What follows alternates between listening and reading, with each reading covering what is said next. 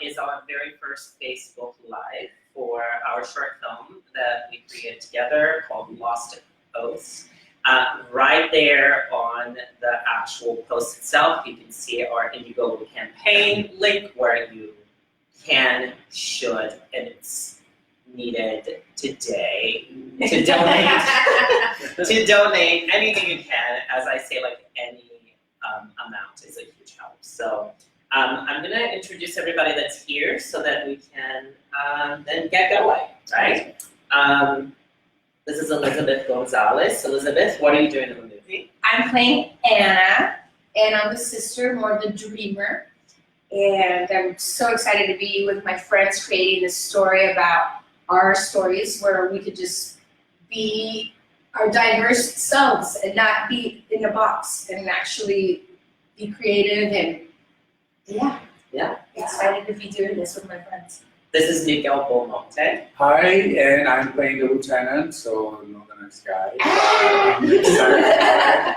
I worked before with Ydaiber and Leo, and first time with these two, and I'm so excited about it because we have something really good in our hands, and we want you to be a part of it. So please, you can help us. It will be great.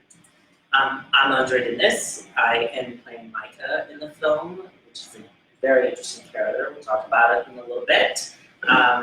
But I also wrote the movie and also co-directing it with Leo. We'll talk about that too. This is Ydaiber Orozco. Hi there, I'm Ydaiber, and I am one of the actors in the film. But it's important to know that all of us were part of creating this story. So we are actually, each of us are co-creators. We're all producers, we're all producing these ourselves. And then the four of us are acting, and we have the two directors here. So yeah, that's who we are. So it's basically a love fest. It is a love fest. A lot of love. And a lot of food. Latino. And a lot of food all the time. This is Leo Rod. Hi, I'm Leo Rod, and I'm here co-directing the film with wonderful, talented Andre Denise and this amazing cast. Very diverse, which is very important, and a lot of Latino people working together. Very unusual, but we want to make it happen. So, I'm sure you have heard, I know we all have heard many times the comment of like, write, create your own project, especially nowadays. There's no excuse to sit around. I actually saw a post on Facebook yesterday of someone complaining that there aren't any roles for her age, for whatever, and someone did tell her, write it yourself. Yeah. So that's what we keep hearing, and that's what we decided to do. But I wanted to talk about how that came together. And I started with Ydaiber. She approached all of us. So tell us a little bit about what was going through your mind at the time, what you wanted to do, and how did you approach this? Well, there's always a lot going through my mind, and a lot of projects that I want to do. But one thing that I really wanted to do was to create something around a period, something that looked older or later, like in the future. So we weren't sure what that looked like. So we just decided to meet and brainstorm ideas. I've known Andrew for many, many, many years. He actually directed me in a play in the Orlando Fringe Festival. I can't even remember what year it was. Orlando Fringe. Hello, Orlando people. So I knew from the beginning that I wanted Andrew to be part of it because he's an amazing writer, an amazing director, and an amazing actor. So he has a lot of great traits that he's going to bring to the table, that he's already bringing to the table. And then, as you all know, Leo and I always work together as much as we can. We want to collaborate and create things together, and it's part of what makes our relationship fun. And then, as Miguel said, we worked together before. We did theater, and we also did a short film called Impuyectos, which was actually directed by Leo, and that we both wrote. This was in New York. And then Elizabeth and I had not worked together, but there's something about her that I just loved from the beginning. And I knew that I wanted to work with her. And I always saw her like if she was my little sister or something, even though she's not necessarily the younger. It doesn't matter. But yeah, so I just wanted to have a project where I could work with the people people that I care about and that we could have fun together. And we sat down and brainstormed ideas, and that's how we came up with it. Yes. So let's talk. Like, we all got approached, and we all sat down. What we're interested in doing something, and then we started to meet to discuss how we could bring a story together. We're all from different backgrounds. Originally, Elizabeth is from Cuba. yes, and Miguel is from. I'm from Barcelona, from Spain. I'm from Rio de Janeiro in Brazil. Caracas, Venezuela. Caracas, Venezuela. And so we wanted to talk about what the world was like for us now, I think, and what universal story could we pull out so that everybody could relate to it, not just in the United States, but in other places.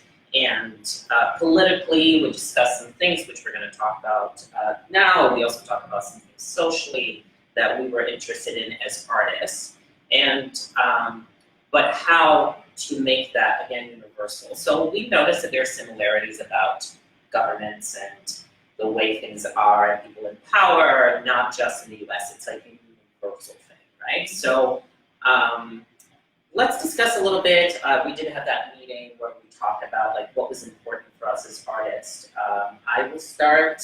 Who wants to start? You want to start with you?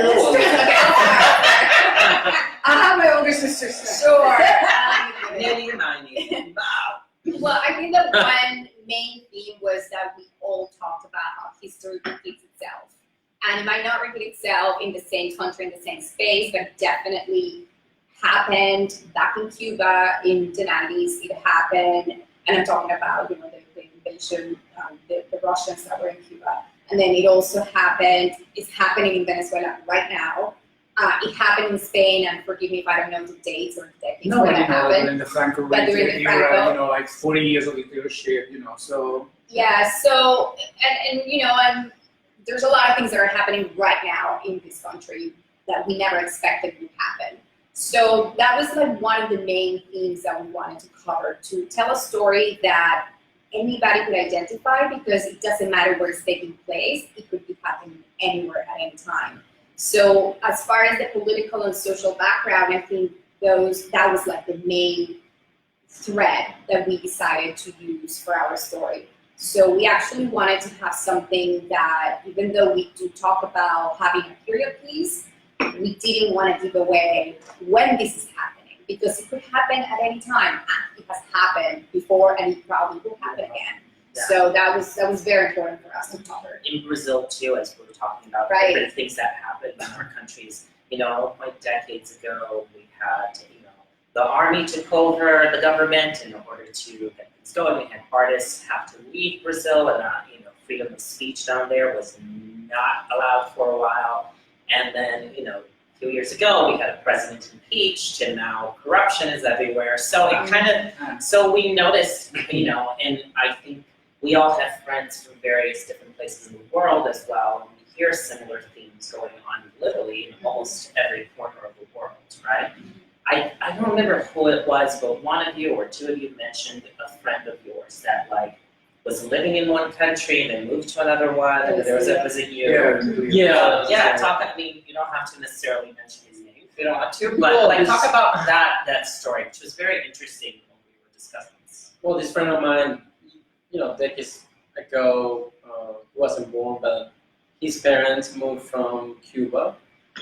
Actually, they moved from Spain, running away from the dictatorship of Franco, and then they arrived to this wonderful island named Cuba, which was fantastic at that time. It was beautiful and everything was great. And then there was a revolution, and the other person took over, and they were in exactly the same scenario. The other person being Castro. Then they went to Venezuela. The other person being Castro, and then finally they left Cuba years back and moved to Venezuela. Early 80s, right? Probably 70s. 70s, yeah, when things were great. Everything was great, everything was super nice, and then they encountered the same. This is like, I don't know, it's so much coincidence that after 20 years each time, you get up back into the same position of political repression and all this craziness that's happening right now. Yeah, so the moral of that story is Yeah. don't follow this person because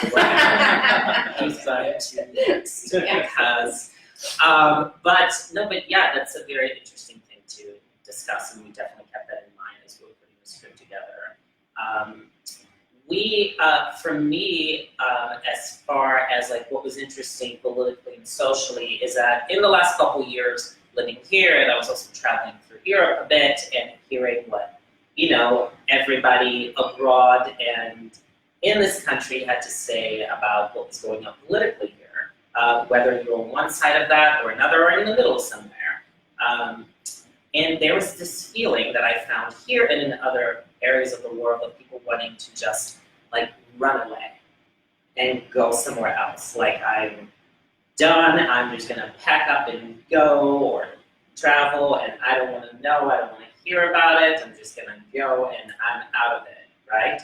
And so that to me would be interesting to talk about, like what happens to you as an artist and what happens to you as a person, as a citizen of that country, like if you feel like you have to leave. I actually encountered a woman while I was living in Europe that she really wanted to kind of like attack and say like, oh, what's going on in the US now? She basically wanted to say it was my fault because I happened to be there. And I said, yes, it's my fault. No, but the thing is that it's interesting that somehow everyone can relate to these things all over the world because they've all experienced in that history at some point in time these things, or are going to, or have experienced it more than once, right? Yeah. So we came together and we decided that we wanted to write a script that was universal, that could bring all these things that mattered to us at the moment now, and create these characters that were diverse. I want us to talk a little bit about the diversity in it and about our accents and so on, and what we discussed concerning that, and our decision to write these characters in a way where we could just speak with our own voices, I guess. Mhm. Yeah. Mm-hmm. Yeah. Well, I know every time I have to go to an audition, most times I have to have a Spanish accent and speak like I don't speak English. And like I just arrived. So it's nice to just be able to speak as a Latino woman in America and be myself. And I like that we all kept our accents and we're all talking the way we normally talk in English as ourselves. I know, I can totally relate to that because literally the other day too, I went to a commercial audition, but it was print. So it didn't even matter how I spoke in it, but we did have to be on camera talking about a story that mattered to us when we were little. And I went up there and I had my like New York accent that sometimes it's influenced by a Jewish way of talking. I don't know. And the guy was like, are you Brazilian? And I was like, yes. And he goes, you don't sound like it. And I go, do you want me? I said, do you want me to sound like it? I mean, I thought it was print. It didn't matter. That's one another reason that's why we're doing this, because Brazil is huge. Mm-hmm. So you don't want to sound like someone from another city or from another region. Yeah. But like We all sound different. exactly. We all do. And I think that as Latino, we have a long way to go still because we still haven't found our similarities even among our ourselves. So that's why it's so exciting to do something that is universal. It doesn't matter your accent or where you're from, because at the core, it's something that it's important for everyone. And we share that core, and at the end of the day, as much as they try to divide us and they want us to be in different sides, at the end of the day, we are one of the same, we are here all trying to live this human experience all together. And I think that the more that we try to help each other and really give each other a hand instead of like pushing people away, I think that's our contribution. So we're not political activists by any means. I mean, we are artists, and this is how we're able to give a little bit back, by creating stories that matter. So that's why it's very exciting for all of us to be doing this. And to put that at work that when people see it, feels identified. We're tired of being stereotyped and doing the same things. Like it's not even real anymore. That's stereotypes from the 90s almost. It's like it's not even funny. It's not even challenging. It's not even new. So we just want to show that we live in a world that it's diverse. It's diverse. Everywhere you go, it's just diverse. Yeah, and it's interesting you're talking about stereotypes. I watch a lot of sitcoms, and a lot of the ones I'm watching currently, they're older. Some of them, obviously, big classics in the American culture. And not to say American culture, but just, it's, again, those were universal. They played all over the world. And how sitcoms, I think, back in the 50s and 60s, allowed themselves to make fun of things because they're supposed to be funny. And so they touched upon certain subjects in a safe way that, we're not really talking about it, we're just making fun of it like you do at home, right? And I think it's interesting to see how that kind of was one of, 50s and 60s. Those were the first few shows that were on television that everybody could see and relate. Like even I Love Lucy that I'm watching right now and some other shows. I mean, they're filled with stereotypes and they're filled with like certain things that are of that time, but I can definitely see how some of those things have blended throughout the decades. I mean, I Love Lucy still plays, and I love that show. It's fantastic. You have Modern Family making fun of everybody nowadays, so it doesn't matter. But I can see how sometimes that has, throughout the decades, like slowly seeped into the culture and like. And that's why we have to write our own stories and put it out there so nobody else is telling our stories. Exactly. Like we all talked about like the similarities that we have between ourselves and what we wanted to see each of our characters do, like who we wanted to portray that we felt was somewhat close to us and close to like what we would like to see ourselves portraying in films. Well, and show people also that that no Latina woman is gonna be a prostitute or a trendy lady, or I'm gonna be a drug dealer, and they need to see it because unfortunately if they don't see it, they don't know. Yeah, we definitely did. The easiest, We definitely did not want to do a movie with like 4 people who are prostitutes who decided to now become cleaning ladies. So we decided, no, let's not do that. Let's do something else instead. Leo, I wanted to like change it up over to you a little bit. He's our co-director, of course, and he's very talented. He's directed many short films, right? One of which Ydaiber mentioned earlier, and you are usually attracted more sort of the horror genre, and then this is not horror at all. It's a good old drama. And so let's talk about like a little bit, touch on why, as an artist, for you, this project became important as well, and why you felt attracted to it. Well, first of all, they promised that it was gonna be blood in the film. That's when I say yes. But when I read the script, I didn't see blood anywhere. So now I'm here. So I cannot back up at this time. So that's how you do it. Just trick people with it. Exactly. Yeah, they tricked me. Exactly. Don't blame the wife. Well, I'm also very attracted to period themes, kind of films. And when I read the script that Andrew wrote, it really attracted me. That it's a period time piece, kind of, where I feel very identified because I've watched so many films from period, and I'm very attracted to. From the director part, I'm very attracted to creating the color palette for the film. I'm very attracted to the wardrobe that the actors are gonna wear. All those little details are the main reason that kind of from the script took my attention. besides, of course, all the political, the one voice, the unifying of the Latinos, portraying different type of characters that is not always the same maid or drug dealer. I think that's one of the main reasons that caught my attention from this film. And then speaking of period time, I'll put my hand on your face. Like your Yeah. Speaking of periods, like one of the things we talked about the different decades in history and how our characters were representative.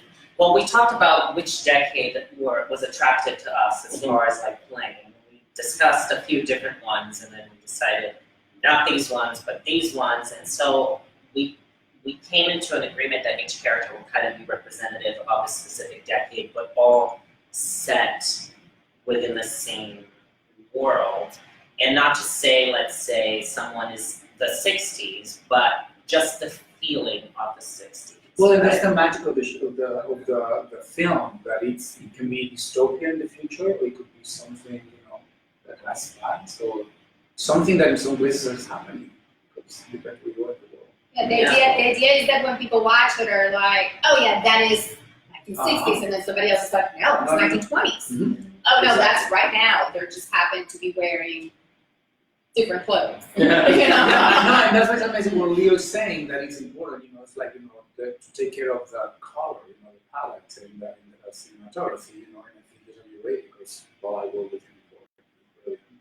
But also, to have this point of view of someone that maybe is not the thing that he used to, but it's something that is challenging and is going to create something different. But that's why this film needs to be made. Because there's nothing like that, and that's why we need your help, because once you see it, you understand and love it. I see that there are some comments on Facebook that are coming up as we're discussing. Yeah, I Let's can.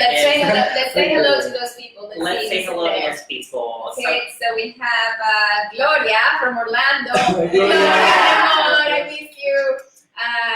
Lorena, which is my sister-in-law, Leo's sister. So Leo, hola. We also have Jackie Rivera, the other half of Gloria, so the other sister. So I love my girls. I miss you both. Thank you, Veronica from Chicago, is also showing us some love. Ana Corverde, she's my aunt. Oh, nice. And her name is Anna, like one of our characters. Yes, and then we see your mom. Yeah. Hello, and hi. And I think. And people are going to be like, please share this. Lena just signed up. Lena, hello, hi.